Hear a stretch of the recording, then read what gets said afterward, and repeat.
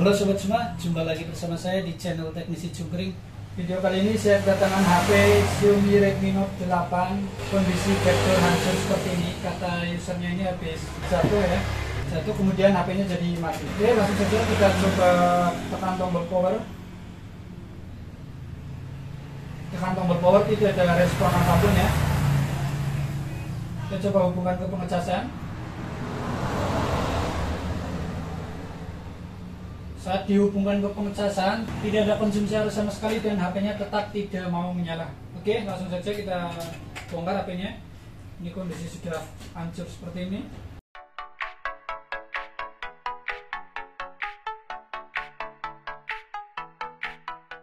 Yang pertama akan coba kita ukur dulu.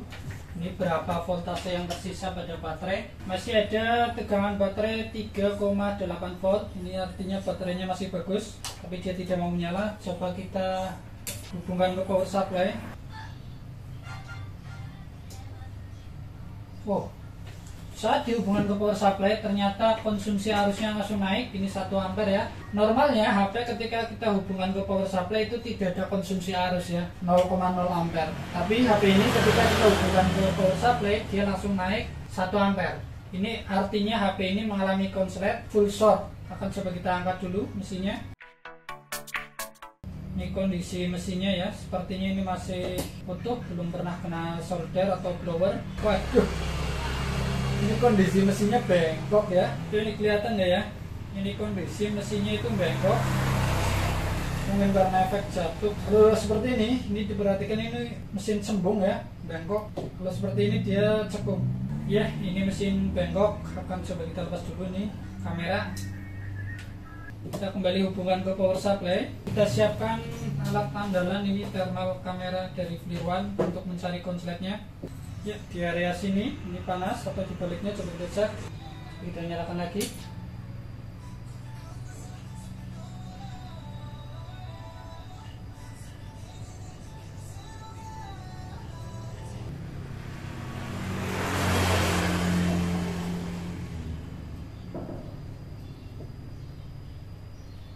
Agak membingungkan ini hasilnya ya.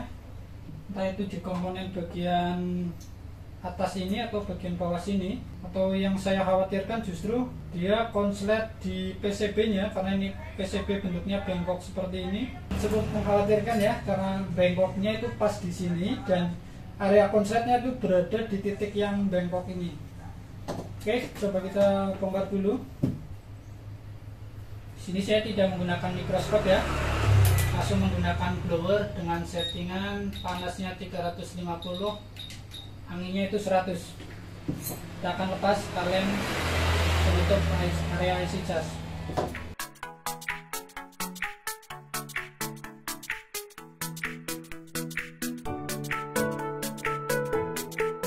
Kaleng penutupnya sudah saya lepas ya.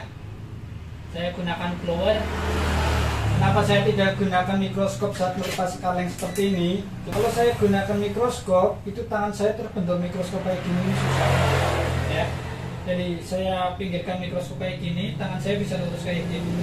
Karena ini saya membongkar kalengnya itu dengan suhu yang 350 itu cukup tinggi dan anginnya itu 100 gitu.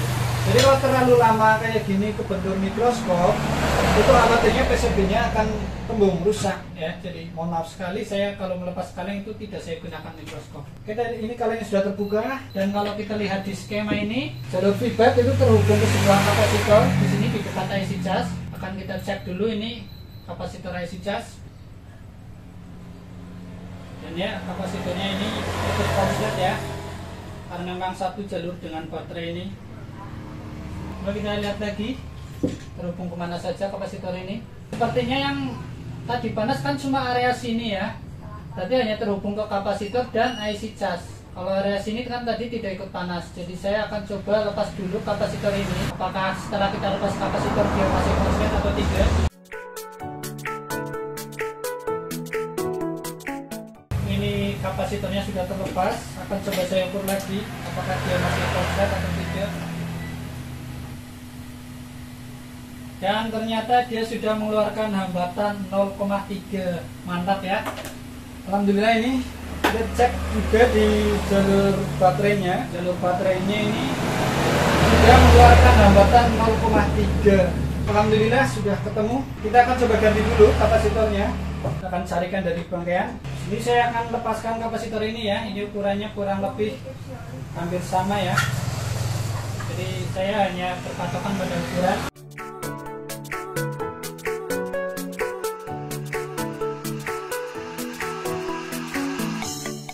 Ya, ini kapasitornya sudah terpasang lagi ya.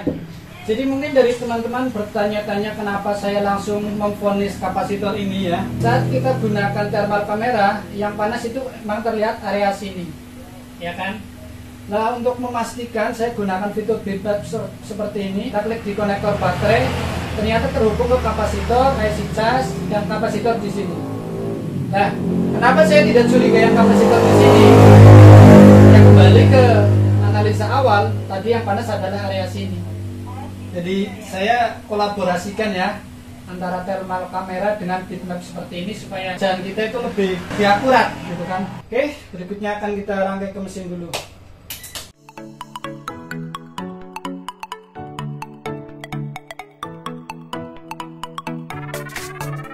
Kita nyalakan dulu. Bismillahirrahmanirrahim. Alhamdulillah muncul logo Redmi ya. Kita tunggu dulu apakah dia bisa sampai ke menu. Ya, dia sudah menyala, dia bisa sampai ke menu ya. Ini polanya saya tidak tahu. Oke, sudah normal ya. Alhamdulillah sekali. Ini ada penampakan mesin. Jadi saya ulangi lagi kronologi awal ini. HP jatuh sampai mesinnya pun bengkok.